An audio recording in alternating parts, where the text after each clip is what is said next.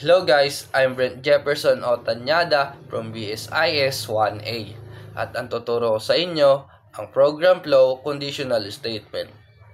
Ano nga ba ito? Ang conditional statement sa programming ay ginagamit para magdesisyon ang program sa kung ano ang gagawin depende sa condition at situation.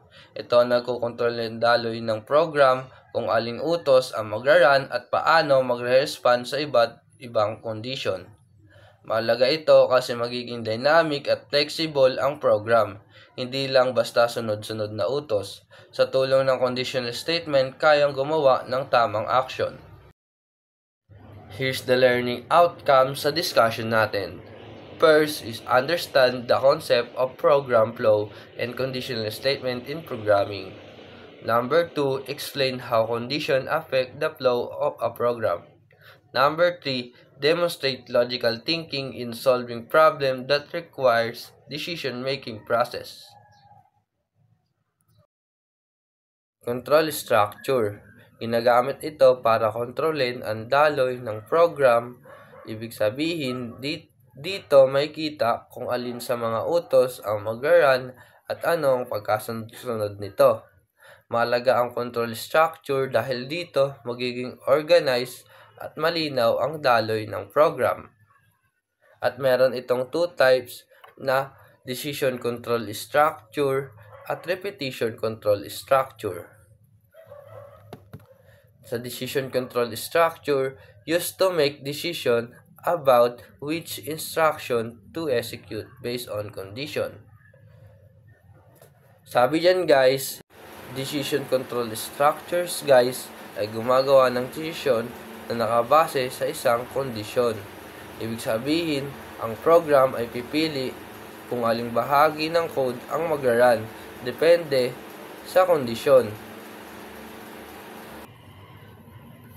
At sa repetition control structure naman guys, is used to repeat a set of instruction as long as a condition is true.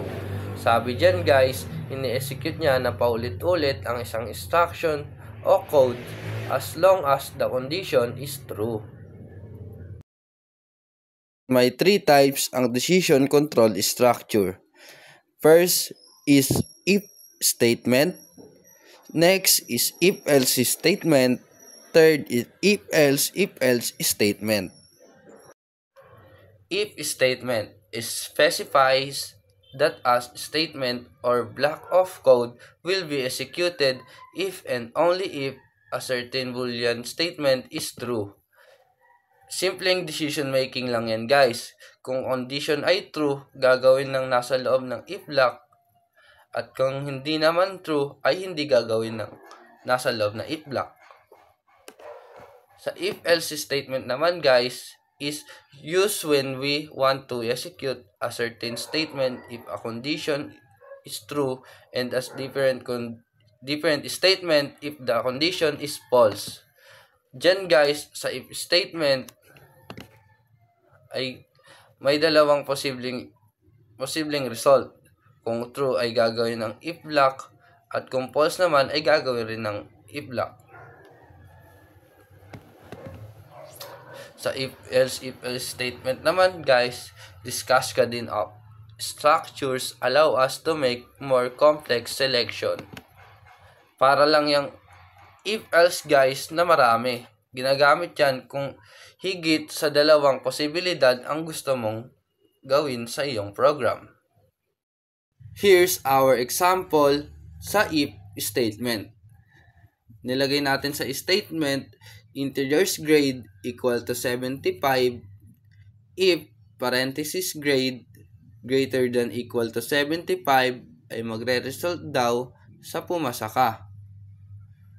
Kapag ginawa naman natin yung grade less than equal to 75 tapos pinilitan natin yung grade equal to 74 ay walang result. Bakit ganon? Kasi mali na ang condition. Dapat yung grade greater than equal to 75 para kahit highest to 75 ang ilagay mo sa grade is magpiprint ay pumasa ka. Sa if else statement naman, ganito siya. Ang statement natin ay integers grade equal to 74 if grade greater than equal to 75 ay magpiprint ay pumasa ka. Else, magpiprint daw ay bagsak. Diyan guys, sa statement natin dyan, ang grade natin ay 74. So, ang result natin dyan ay bagsak. Ito naman ang example natin sa if-else statement. Ang sabi natin dyan sa statement, integers grade equal to 90. If grade greater than equal to 90, ay ang result ay magaling. Else if grade natin equals to greater than equals to 75, ang magpiprint ay pumasa. Else, bagsak. So, ang grade natin dyan ay equals to 90. So, ang result nyan ay magaling. Kapag bumaba naman tayo ng 90, kunwari 89, ang magpiprint dyan ay pumasa.